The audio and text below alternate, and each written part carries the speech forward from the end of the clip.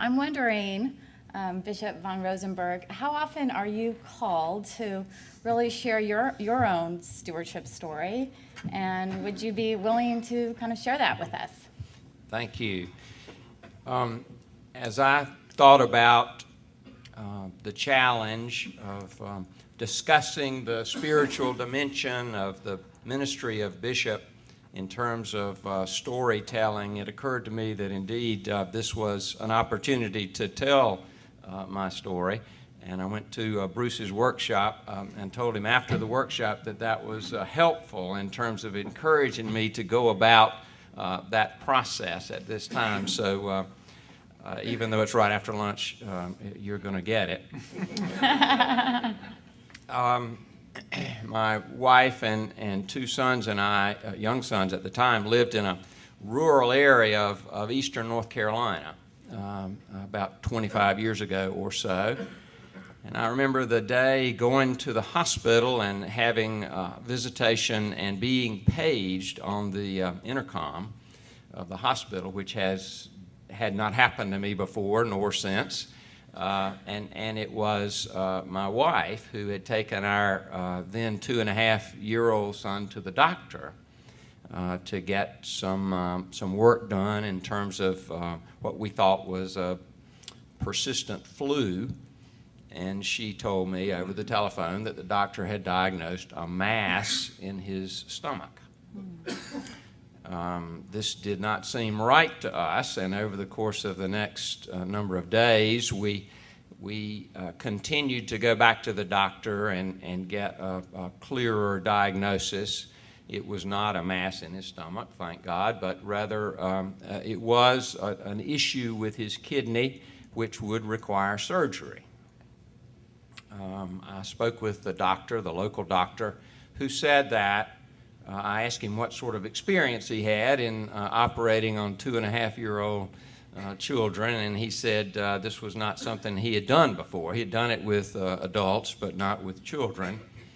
And I said, well, would you refer us to somebody else? And he referred us to someone, Dr. Lowell King at Duke Hospital.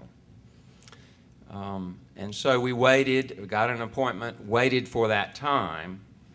And the real crux of this story was the night before we went and traveled to Duke.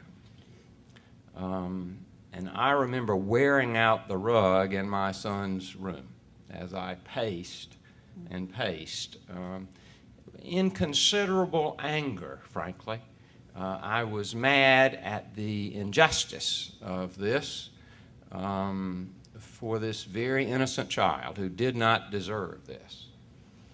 I was mad at God for letting this happen to my son who did not deserve this. And if the truth be known, I was mad at myself because I was the father.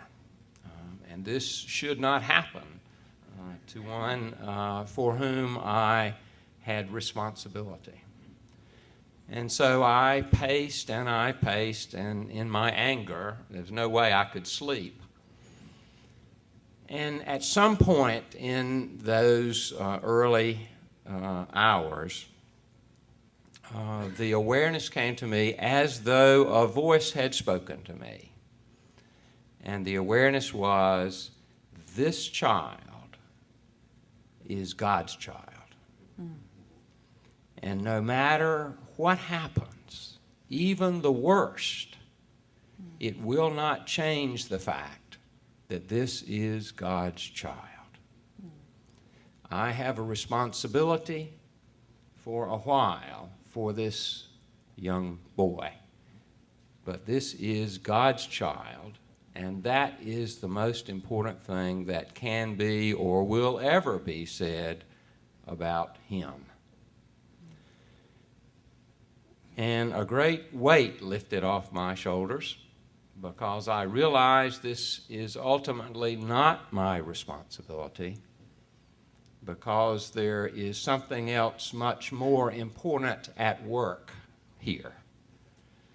We still worried a lot, we still prayed a lot, we still were greatly concerned as we traveled to Duke, and thankfully lived through all of that. But we did so with a different mind and a different heart. I did.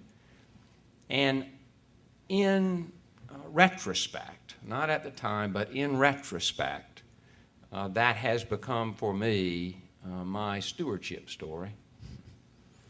This is not my possession, whatever it is. This is God's. I have responsibility for a while, but this is God's creation. This is God's money. This is God's earth, and it will be okay. A footnote to my story is that some 20 years later, my son, John, now grown up, married, son of his own, was facing surgery on his young son. And I remember a conversation before that surgery, and I said to him, John, don't know if you remember what happened in your life and how I've explained that.